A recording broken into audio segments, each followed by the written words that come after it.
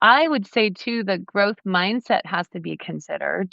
How open are they to feedback? How open are they to taking risks? How have they demonstrated that they're willing to learn, make mistakes? We know that leadership is a humbling experience and that we make lots of mistakes sometimes, and they're not necessarily all bad because they teach us how to be better. And I've seen people who are really great, high performing individual contributors, and they're known for that. And when they move into the leadership role, they struggle because they don't yet know or they're not comfortable with the people side of leadership. And they keep reverting back. And that's when we see the micromanagers or whatever. Welcome to the Made Leader Podcast, where exceptional leadership isn't about who you are, but who you choose to become. Join your host, Jen Arnold, for expert interviews, real-world stories, and practical advice that transforms managers into exceptional leaders. If you're a middle manager ready to unlock your potential, this is your podcast. Let's get started.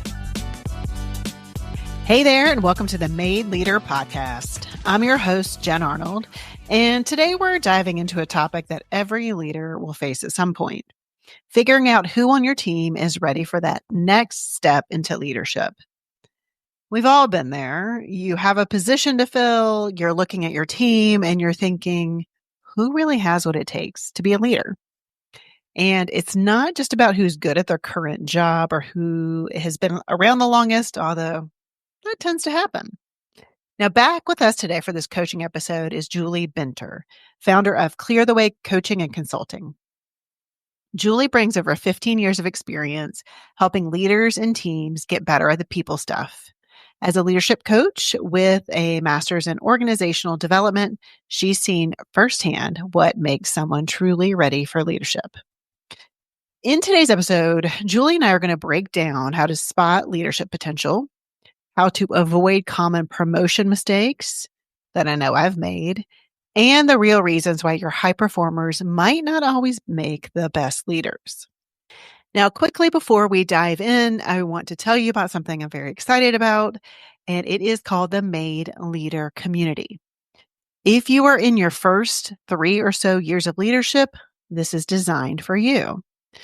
The Made Leader Community gives you access to practical tools, live workshops, regular group coaching sessions, and a network of peers who are navigating the same challenges as you are. It is real-world leadership development for new managers who need support right now, not just in theory, not in just a one-day training, but continuous support over 3 months. We're starting in June at around 3 months, June, July, and August. And right now, the price is $5.99, and it is the least expensive I'm going to make it. The next time I run this, it's going to be at least double the price. So if you feel like you need a little bit more continuous support in navigating some of these new leadership challenges, check out our website at growsignals.co. I will link up the Made Leader Community in the show notes. Now, without further ado, let's get on to today's conversation. Julie Binter, welcome Hi, to the Made Leader Jen. Podcast. Welcome back, should I say? Thank you. Thank you. Thank you. It's good to be here. And what is going on in your world? I would say spring cleaning, maybe, if that's not, if, well, it should be in my house, but I would say spring cleaning of my files, of my processes, of my, obviously, spring is the time when we sometimes are maybe moving into our fiscal budget. If we have not an annual budget, that kind of thing. And so I'm taking inventory of the way that I manage my time, the systems I use to manage my time, and just, I guess, doing an audit of all the things that I'm using to keep myself on track and making some decisions on whether or not those things are working or if I want to explore other options. So kind of a fun time. I'm looking at different things and tinkering around, but at the end of the day, I still have systems in place, but I know that they're not 100% effective. So That sounds improvement a highly little bit. productive. Yes, impressed. finding the time to do it is the hardest part, but I know I need to, right? Try to do the important things. Well, I'm glad you've been productive. For the past week, I've just been trying to make it out of bed after having some virus of some sort. So hopefully there'll be no coughing fits or anything like that. So very glad your spring is being highly productive. Yeah. Mine has not been, but that's okay because it will be. Well, I hope you feel better. Now, today, what we decided we were going to talk about is when you're a leader, there are times, at least it's been in my leadership career, where you have the chance to promote somebody into a leadership role. And, or maybe, they want a leadership role outside of your team because there's not one existing. So Mhm. today I wanted to talk about how do you know as a leader who is promotable or who is ready for a leadership role? Mm, that is such a loaded question, Jen. Well, I think we get it wrong a lot, and I think it's also very hard to pick, to choose, right? To see, because I think as a leader, we only see one lens. And truth be told, people show up in different ways when we're there versus not there Mhm. sometimes, right? So you don't really know what's going on. Um, so when you think about that, how do you know? How have you known, or what can people start looking for?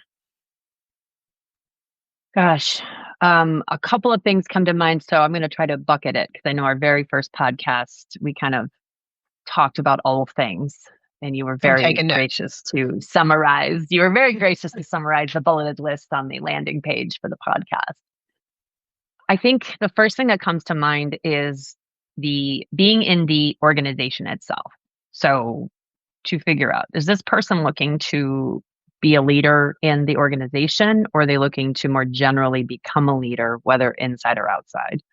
And I think within every organization, we can all pretty much agree that there are standards or expectations or goals that an organization has and behaviors that an organization wants to see in their leaders. And so I would start there to think about what is necessary for a person to be a leader in this organization. So then the second layer would be within my team, what would I want leaders in my team to have? So maybe what are my expectations? What is my vision? What is the culture, if you will, or the ways that my leaders show up? And so externally or internally, people have a general sense of who the leaders are and how they operate. And not to make them in my likeness, if you will, like they're not going to be identical to Mhm. me. But I think it's very fair because I think leaders with teams in general have certain behaviors and certain expectations that they want to have in their teams. And so this would just maybe move it up a level. Okay, individual contributor in my team, here are the things, the foundational things. Leader in my team, here are the foundational things. So those are two more global things. The third thing comes into maybe the role itself. So in the role, in the leadership role that this person might be pursuing, what is necessary? What are the skills? What are the behaviors? What are the mindsets that they need? And then I think more globally for that person as an individual, you know, what kind of leader roles do they want? What do they understand about being a leader? Mm. What are their strengths? And what can they bring? And what do they need to develop as well? So I hope that broke it down clearly enough into the chunks of the organization, the leader themselves and their view, and then the role, the leader role that's available or will become available, and then the person themselves as well. Yeah, you said 2 things that I wanna put a fine point on is one, what do they understand about being a leader? Because I Mm. think you don't quite get it until you're in the leadership role. I had a conversation with someone the other day, um, who did not wanna give hard feedback, and I said, "Do you wanna be a leader?" "Yeah, of course." "Well, then you gotta give hard feedback." It's part of Right, it's part of the job. It's part of the job, and if you Yeah. don't wanna give hard feedback, then you should not be a leader, right? Like, so I like that you said that. What do they understand about it? You also said you're not trying to hire people who are just like you. And I know that is a mistake that I've made before. And just knowing that it doesn't have to be a lot, because we all like the people that we have something in common with. Maybe they remind you of your younger self, right? And you Yep. don't even know it. Sometimes it's just so tricky. So it's understanding maybe the people that you have, like, kind of picked out. Why, right? Why do Mhm. you like them? Mhm. This happened also to another team that I was working with, and a leader identified they were moving on, and so they were trying to fill their replacement. And they said, "Oh, this person, they'd be good." When asking around, no one would ever pick that person for leadership. And so Interesting. it's just like, just be careful who you're tapping, because it's usually the people that you like or that you have some Mhm. familiarity with. I think that to pay attention to who the team goes to for Mm. leadership and informal leadership and mentorship. Because I've found that there's, in a team and a larger team, but they'd always go to this one person to get advice, or, hey, that person knows they can train me. Right. So sometimes it's subject matter area specific and they only know that one piece. But there's sometimes that there is one person that everyone sees as that informal leader, and they can be a quiet leader. And I think that's the thing Mhm. that people forget or don't pick up on, is it could be very quiet leader. It doesn't have to be someone who's always in your face. Mhm. I agree. I think, though, there's an element of care there as well, because I think you and I both have experienced this. When you become a leader of your peers, there's a power differential, and people can very quickly change their mind or their behavior, if you will, once that person gets promoted. So it's I think that's important, and I think I would add a layer to, can that person how comfortable does that person feel maybe making hard decisions, or not always being part of the team and doing what is right versus what they think the popular choice is, if that makes sense. Yeah. Yeah, I've seen people go into leadership that were kind of more like friendly with their team. Like they were a very, very tight knit team. And that Mhm. worked out well. I mean, she wasn't blazing any trails in the organization, but she did a very steady job. Her people respected her. People really liked her. You know, what I'm sure she had to make some hard decisions, but I don't know. I wouldn't see her. I would see her as somebody who is more peer like than boss like, but it ended up working in that team. Mhm. Mhm. But 'cause I think one thing maybe to pay attention to, and we're probably giving conflicting advice, but thinking about the people on your team. And to me, the leader, the potential leader, doesn't have to be that person who is knocking it out of the park all the time. The high performer, the one who wants to get work done, projects, maybe has a vision for things or how they're gonna go. Those are the people that feel like they're easy to promote, right? Mhm. Hey, that person, they're so good, they get so much done, and, they've got these great ideas, but they're very good working on their own, not Mhm. working through Or others. collaborating with other people, but still responsible for their own products. Mhm. And so it's being careful of those people, 'cause I do think, a colleague of mine said this, and I thought it was just an insightful comment, is sometimes it's the person who is, going at 80%. They're a great performer. They're steady eddies. It doesn't mean that they are coming up with some visionary piece of information or, project or Mhm. anything, but they could lead the team, and then they could harness the power of the high performers, right? Yeah. So do they always need to exceed expectations? Because I think that's who we go to first to promote. It is. I mean, I think that's why I think many people will tell you. We've seen this again and again, as most people get promoted because they're very good at their job as an individual contributor. And Guilty. yeah, likewise. Yeah. And I would say too, the growth mindset has to be considered.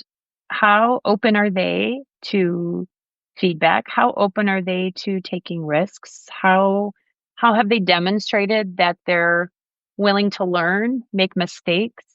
We know that leadership is a humbling experience and that we make lots of mistakes sometimes, and they're not necessarily all bad because they teach us how to be better.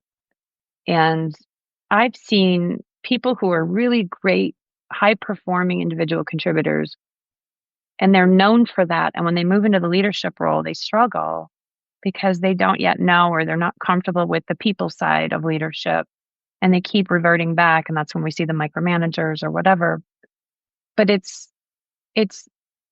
does that person have in them the ability to say, I'm not going to know everything when I'm in this leadership role, and I have to be okay with that? And I'm going to try, I'm going to experiment, I'm going to get my mentor engaged, right? Like I'm going to be okay if I'm not 100% perfect. And that's harder to assess, but I think it's a conversation that needs to happen when leaders are trying to figure out if somebody is promotable, if they would be good in a leadership role. And if they're not sure, how can you set somebody up for success when you've decided they are promotable? What could you do maybe before they go into that role to help them get more comfortable or to help them realize some of the things that they may be faced with? Yeah. Yeah, because it can just be taking a lead on a project when you're collaborating with another department, right? And so if you're collaborating with another department, how's that work? What is that experience like? How did you address the hard things, right? Mhm. To say that you need it or, had that feedback. But I think that was one on my list is that they are open to feedback. You've given that person feedback, taken it and said, okay, even if at first it wasn't, they had maybe a deadpan reaction, but eventually they got it together and they said, okay, I'm going to work on that. Right. So they're open to being coached. I think that is a huge one. Um, what that got me in the past, this is one mistake I made. I remember I had somebody who used to always come to me and complain. Mm. Everything was good enough and so and blah, blah, blah. It was complaints, not solutions. And I decided in my naivety, promote her. I was like, well, go fix it then. If you have all of these concerns and complaints, you're obviously seeing things that you're going to go fix. And that was humbling for her because she was like, Mhm. oh, yeah, it's not that easy. In retrospect, it was not a good promotion because I would say now, promote the people that are coming to you with solutions, with, hey, I've noticed this problem. Here's a few thoughts I have. Not, I've noticed a problem, period. Mhm. Not super helpful. And I don't know what got into me at that point. But I did promote that person. They ended up kind of being, they didn't crash and burn or anything, but it was something I didn't realize at the time that probably wasn't a promotable behavior, complaining all the Yeah. time. Yeah. Well, and even as you were sharing that example, I was thinking about somebody's maybe willingness, their comfort level, their skill level to be able to work on those problems. To your point, I'll promote you so you can go solve them. But when you haven't yet been promoted and you notice that there's issues, how are you going about working on them? How are you going about talking to the other people involved? Because to me, that says a lot. If you don't feel comfortable, if you have a set way in your head about the way things are supposed to be, and the people around you aren't doing what they're quote unquote supposed to, when you become a leader, that is just going to amplify, that is going to increase. And so it's interesting to see, how does somebody respond when they're trying to get their stuff done and maybe people are getting in their way? How do they influence? How do they bring others along? How do they handle their conversations? Because those are all skills and qualities that a leader needs and that leaders develop over time. So, in terms of knowing whether or not they're promotable, I would want to see those things happening before they were promotable to say, do they have the ability? Do they have the comfort level to do that? Yeah. Yeah, it matters. It's just like noticing how people are behaving, how they're behaving in Hmm. team meetings, how they're, are they speaking up? Are they, creating cliques? Are they more like talking to everybody in the room? What's their reputation across the organization, especially when it Yeah. comes to collaboration? Because as a leader, it is vital for you to collaborate with peers, Hmm. your stakeholders, like everyone, your reputation in the organization, right? Would how do you act with them right now? And do they see you as a leader, or are they kind of what feedback are they are they giving and getting? Because I remember a director called me because I'd worked with this person and they were thinking about promoting her and Mm. asked what's her reputation. I was like, oh, okay. So asking different stakeholders, how do you perceive them?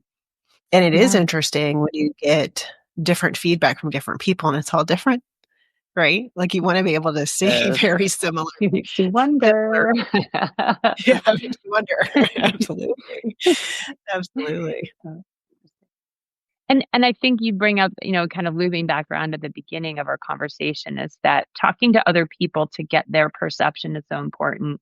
But then also talking to the person that you might want to promote or that you plan to promote. I think this is a mistake sometimes we make as leaders. We're in a hurry and we say, well, we need to fill this position and we have this person in mind. Maybe our organization requires us to open it up or not. Maybe we can just move them up without any interview process or, internal, external search. But I think you had said this earlier. What do you think it's going to be like as a leader? Or let's just say, are you interested in being a leader? And what do you think are some of the concerns you have in your mind? Or what do you think are some of the things that you're, I guess, concerned, worried about, right? What are the things you think might happen that you might not be equipped to handle so that you can have an open and honest conversation with, what are those skills? Have I seen these skills in you before? This is how long it takes to develop that skill, right? Just to give comfort from the leader's side that it's not a one and done when you move into that role.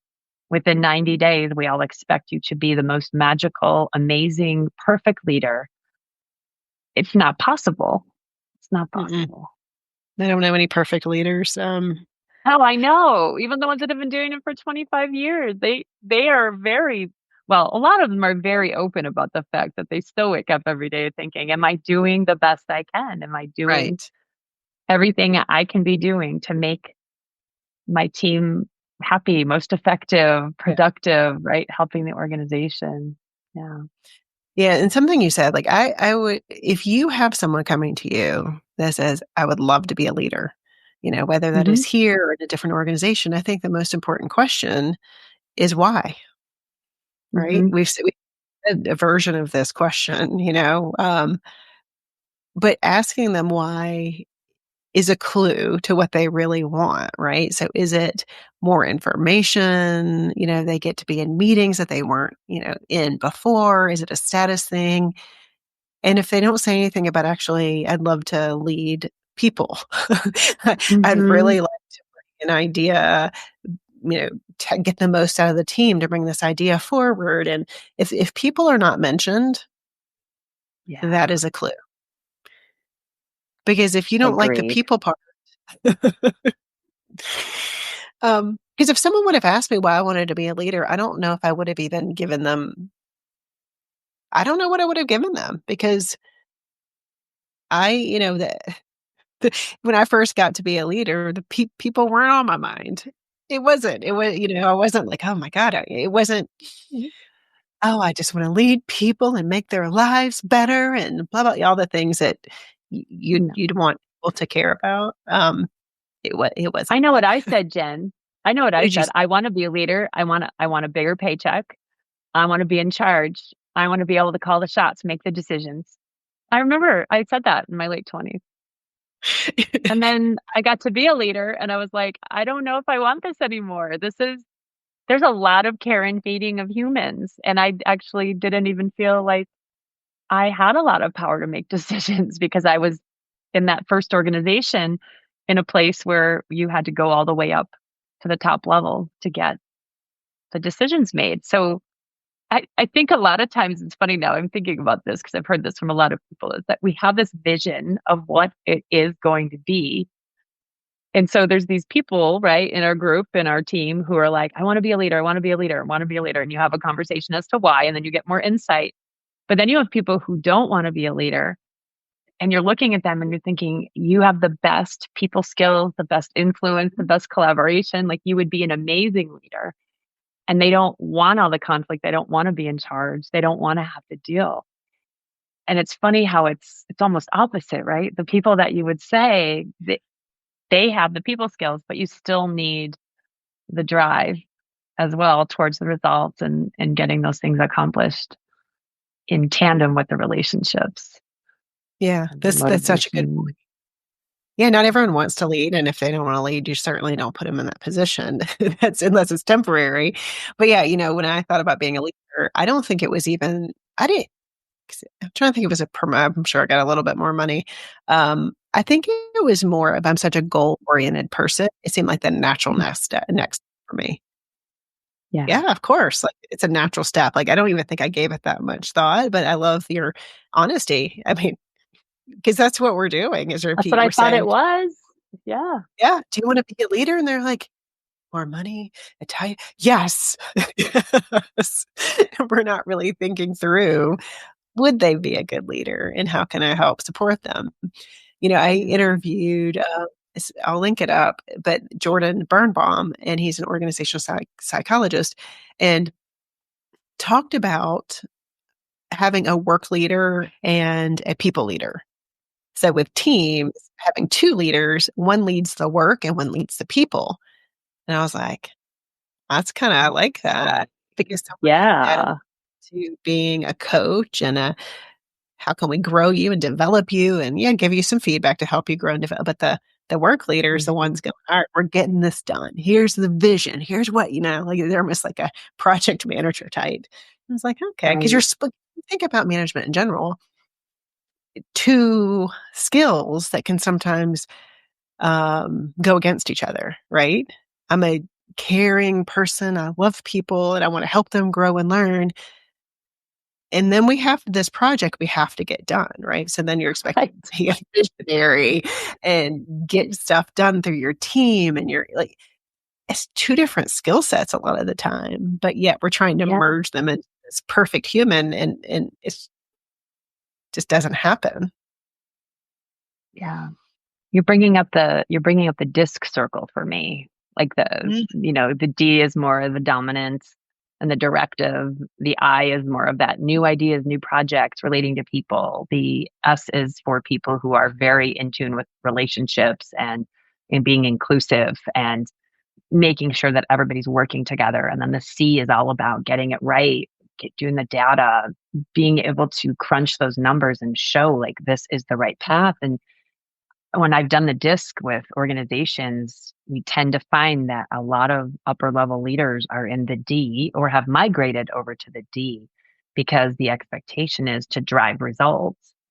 Mhm. And within those Ds, maybe they've come in a little bit towards the middle because they've developed people skills over time, but typically organizations typically reward and look more favorably on those drivers that are getting quote unquote results more so than maybe the S's who are getting really great results from their people side, but maybe their business results aren't as great, but their retention is high, their morale is high, their trust is high. So I'm just sitting here thinking about the disc Yeah.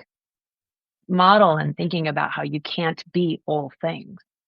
And so You can't. then, Well, when I'm thinking about someone who I know who's an S and is a leader, and she is really good with the people, but also her people are annoyed because she doesn't set boundaries with stakeholders. right, So it you're damned either way, I think, sometimes as a manager, because it is so hard, if you are a natural style and one of these, straight Ds or S's or C's or a blend of them.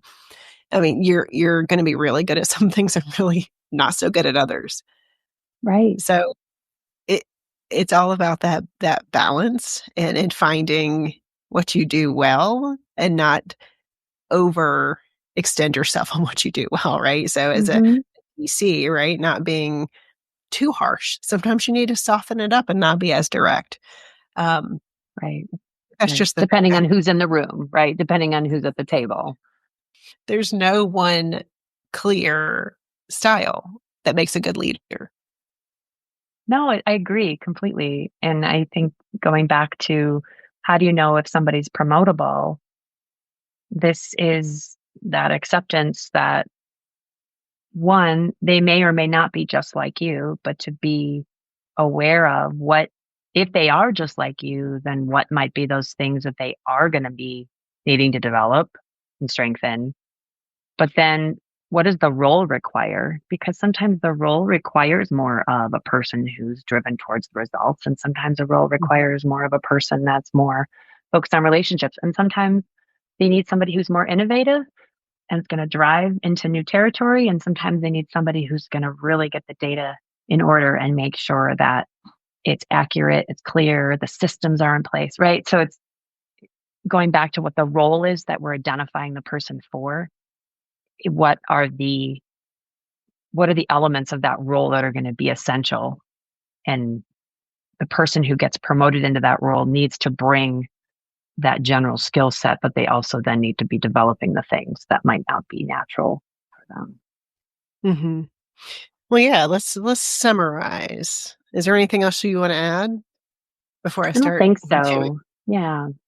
I didn't take great notes this time, let me be honest. So, so Okay. we did at the beginning, so let me say that.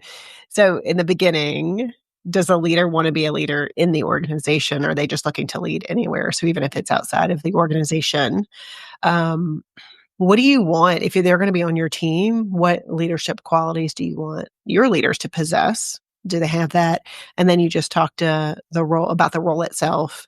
Um, we talked about understanding. Do they have an understanding of what's involved in leadership? Right. Hmm. And then ask them, why do they want to be a leader? And I think that is probably the best place to start because that'll give Hmm. you so many clues or it'll stump them.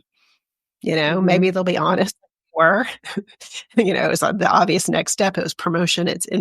Maybe they'll be honest or they'll know, but that'll give you some clues.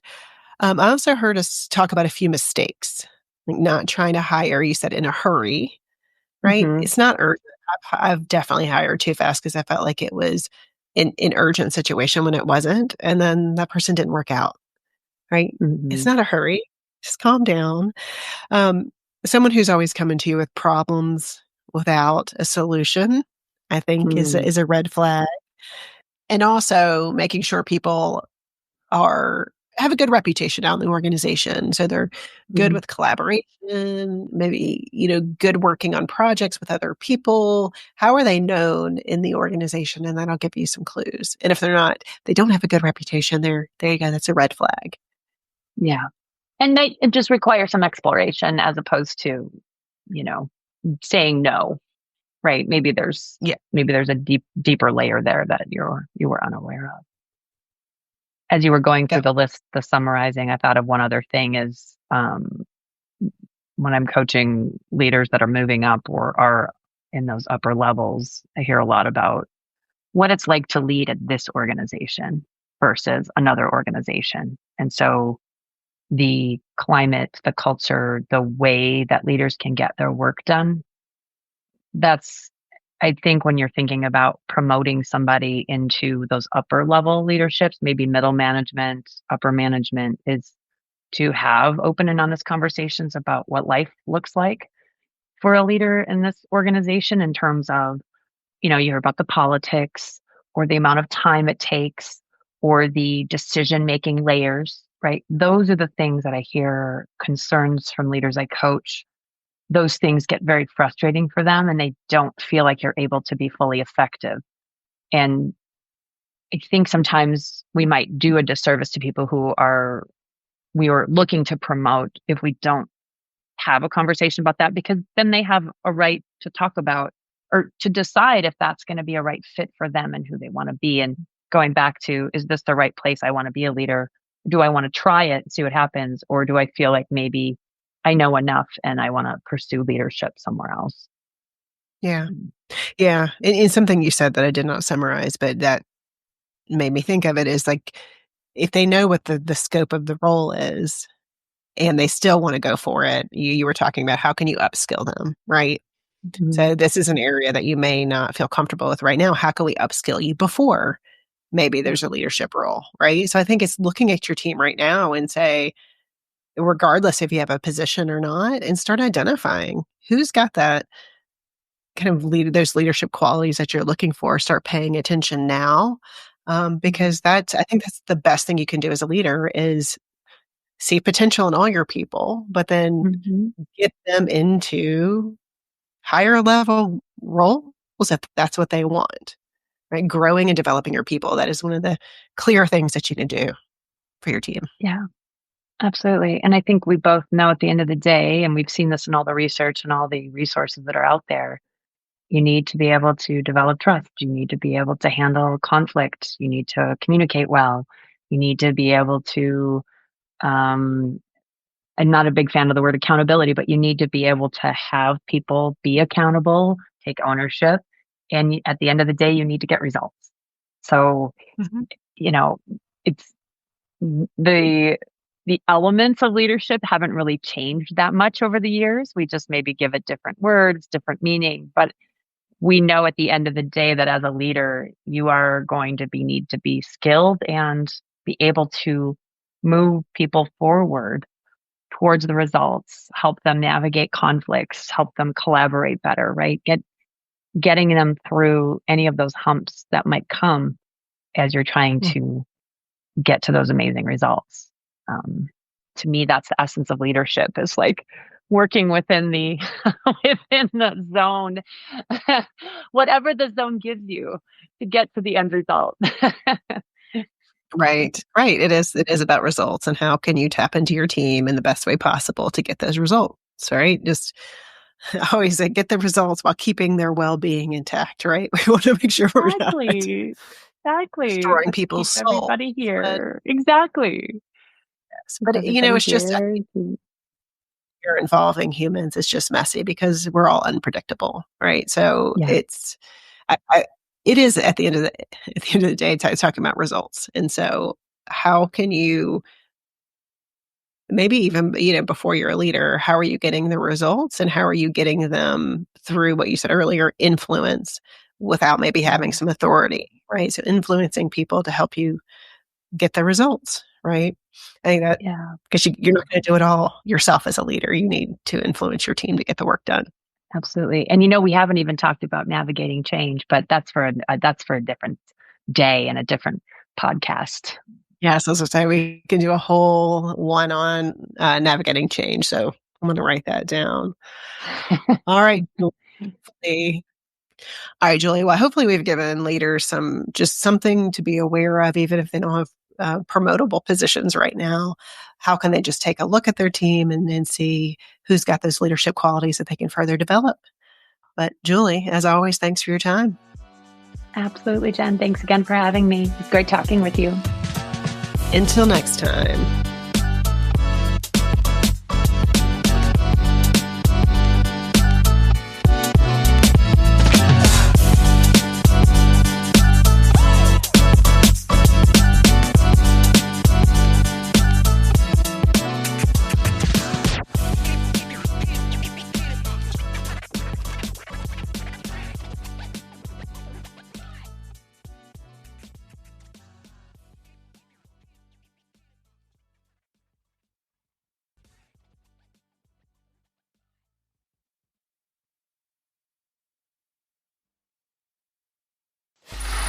Free audio post-production by alphonic.com.